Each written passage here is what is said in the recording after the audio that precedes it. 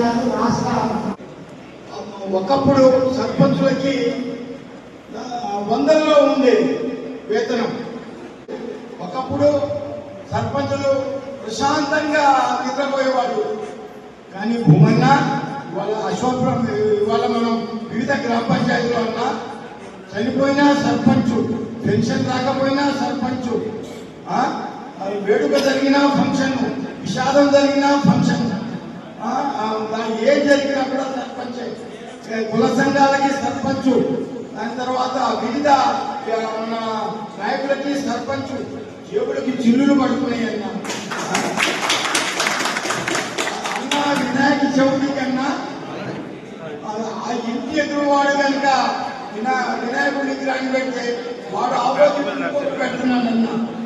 సర్పంచ్ గారు ఏమి లేదా, పేదవాడు చనిపోతే సర్పంచు, సర్పంచే పేదవాడు. అప్పు సప్పు చేసి సర్పంచ్ గా గెలిస్తే ఏదో చేద్దామని వస్తే సర్పంచ్ గారు ఏం లేదా, పండగ వస్తే ఏం లేదా, దావత లేదా, కుక్క తెచ్చినా సర్పంచే, ఎలుక తెచ్చినా సర్పంచే, అన్నిటికీ సర్పంచే అన్నా. ఉద్యోగి 8 గంటలే పనిచేస్తాడన్నా, సర్పంచ్ ఏంటన్నా ఇంత పనిచేసినా అని చెప్పి తీసుకునేవాడు ఎంతమంది అన్నా. మేమేమన్నా రేవంత్ రెడ్డి అన్నా మా చేతిలో ఏమన్నా నిధులు ఉన్నాయన్నా వచ్చే దాంట్లో అన్నా ప్రతి వాడు అడిగేవాడి, అది లేదు ఇది లేదు. ఇవాళ దాదాపు ఇవాళ గ్రామ పంచాయతీ వ్యవస్థ ఏర్పడి స్వాతంత్ర్యం మొదట్లో ఏర్పడ్డాయన్నా. మీ పోరాట ఫలితమే అధికంగా ఏర్పడి గ్రామ పంచాయతీ నిధులు వస్తున్నాయన్నా. ఈ 5 ఏళ్లలో, ఈ 10-15 ఏళ్లలో ఊరంతా అభివృద్ధి చెందుతున్నా. ఇవాళ హైదరాబాద్ ఉంది, లేకపోతే జిల్లాలు ఉన్నాయి, నగరాలు ఉన్నాయి, వాటికంటే నిధులు ఎక్కువ వస్తాయి, వాటికి పన్నులు వస్తాయి, కాబట్టి అవి అభివృద్ధి చెందాయి. మొన్న ఏర్పడ్డ గ్రామ పంచాయతీలు అది లేదు ఇది లేదు, అది లేదు ఇది లేదు, రకరకాల వాళ్ళు ర్యాగింగ్, ఆపోజిట్ పార్టీ వాడు ర్యాగింగ్, నానా రకాల వాళ్ళు ర్యాగింగ్ అన్న. మినిమం అన్న సర్పంచ్కి 30,000 మేము పెన్షన్లు అడగట్లేదన్నా. పెన్షన్లు వద్దు, మినిమం గౌరవం ఉండాలన్న. సర్పంచులకి జేబు చిల్లు పడతా ఉంది, అసలే అప్పులు పాలై ఉన్నామన్నా. దీని నుంచి మాత్రమే రేవంత్ రెడ్డి గారి దృష్టికి తీసుకెళ్లి మా వేతనాలు పెంచాలన్నా. కేంద్రం నిధులు వేసిందన్నా, రేవంత్ రెడ్డి అన్న నిధులు వేయలేదన్నా.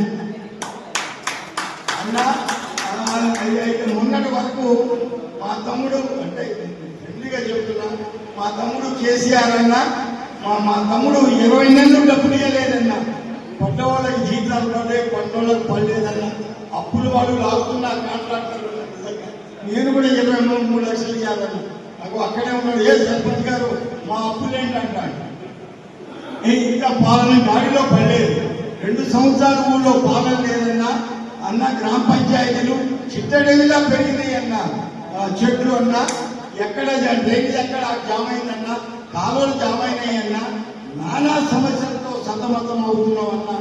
తల్లి మీకు మనకంటే మనం నిజంగా ఇప్పుడిప్పుడే మీరు నిజంగా ఇప్పుడు ముందులో ఉన్న వాళ్ళలో 100% మా మనవాళ్ళు, మా చెల్లెళ్ళు, మా తమ్ముళ్ళు, మా మనవాళ్ళు సర్పంచ్ ఎన్నికయ్యారు మీరు. కానీ పాత బాకీలు మనం తీర్చాలి, కానీ వెసులుబాటు నుంచి తీర్చండి. నేను కాదంటలేదు, అప్పుడు కట్టాల్సిందే. గౌరవ సర్పంచులు వాళ్ళు కూడా మన గ్రామాభివృద్ధికి పాటుపడ్డారు. వాళ్ళు కూడా రోడ్లు వేశారు, డ్రైన్ కట్టారు, వాళ్ళ పడిలో వాళ్ళు చేశారు. కానీ మనం అప్పులు కట్టాలి, కానీ మనం వెసులుబాటు చూసి అప్పులు కట్టండి.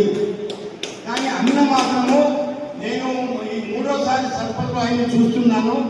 అన్న నిజాయితీ గల వ్యక్తి. ఆయన అన్న పిలిస్తే మేము హైదరాబాద్ వెళ్ళాం, ధర్నా చేశాం. అనేక అన్న అరెస్ట్ అయిండు, జైల్లో వేశారు, పోలీస్ స్టేషన్లో వేశారు, రకరకాల ఇబ్బందులు పడ్డాడు ఆయన. ఇందులో ఏంటంటే నూతన సర్పంచులు ఆయన తెలియదు, ఎందుకంటే ఆయన మేము చూశాం కాబట్టి మేము చెబుతున్నాము. భూమన్న సర్పంచుని రక్షించాలి, మా సర్పంచుల్ని. ఎందుకంటే వచ్చే నిధుల విషయంలో మీరు పోరాడాలన్నా ఢిల్లీ వరకు రేవంత్ రెడ్డి తమ్ముడిని ఏం చేస్తావేమో, కానీ మినిమం 20 నుంచి 40 వరకు వేతనం కావాలన్న మీ మీద నమ్మకం ఉంది. నేను చూశాను కాబట్టి కాబట్టి అన్న అమ్మ మీరు ఎప్పుడైనా ఫోన్ చేయొచ్చు ఆయన్ని. అమ్మ ఏ గ్రామ పంచాయతీ తల్లి అంటాడు, గౌరవంగా మాట్లాడతారు అన్న. అన్నంటే నిజంగా అన్నే, నాకు అన్నే మీకు అన్నే. కాబట్టి ఈ అన్నకు మద్దతు ఇద్దాం. మనకి సమస్యల విషయంలో ఆయన పోరాడతాడు, మరి ఫోన్ చేస్తే ఆయన పలుకుతాడు. కానీ ధర్నాకి ఏంటంటే మనం హైదరాబాద్ పోవాలి. అన్న ఒక్కడే ధర్నా చేస్తే బాగుండదు తల్లి. అసెంబ్లీ ఎదురుగా ఒక్కడే ధర్నా చేస్తే ఏముంటుంది, ఎవరు రాయినా అంటారు. మనం ఒక 100 మంది ఉన్నాం అనుకో, అమ్మో భూమన్న వెనక జనాలు ఉన్నారు. కాబట్టి రేవంత్ రెడ్డి భయపడతాడు, వాడ మోడీ భయపడతాడు, కలెక్టర్ భయపడతాడు, అందరూ భయపడతారు తల్లి. కాబట్టి భూమన్న వెనక మనముందాం. ఇప్పుడు ఏంటంటే యాక్చువల్గా చాలా మందికి ఈ సంగతి తెలియదు. అప్పుడు మొన్న గౌరవ సర్పంచ్ గారు, బంగారు సర్పంచ్ గారు నాకు ఫోన్ చేసి చెప్పారు. ఇందులోనే భూమన్న గారే నాకు ఫోన్ చేశారు. ఇదేంటి భూమన్నకి నేను ఇంకా గుర్తున్నా అనుకున్నా. ఏందన్నా మళ్ళీ గెలిచావా అన్నాడు. మళ్ళీ గెలిచినా అన్న, మీటింగ్ పెట్టుకున్నా కావాలన్నాడు. చూడు ఇన్ని సంవత్సరాలైనా నేను గుర్తున్నానంటే చూడు. కాబట్టి మీరందరూ కూడా అన్న మైండ్లో మీకు పెట్టాలి, అన్నకు మనం మద్దతు ఇవ్వాలి. మన సమస్యల విషయంలో అన్న ముందుంటాడు అని చెప్పని నేను సభాముఖంగా తెలియజేస్తా ఉన్నాను. నాకు అవకాశం ఇచ్చిన గౌరవ పెద్దలకి, వేదిక మీద ఉన్న వాళ్ళకి, మా మనవాళ్ళకి, మా చెల్లెలకి, మా తమ్ముళ్ళకి, మా అబ్బాయిలకి, మా అన్న తమ్ముళ్ళందరికీ జై హింద్.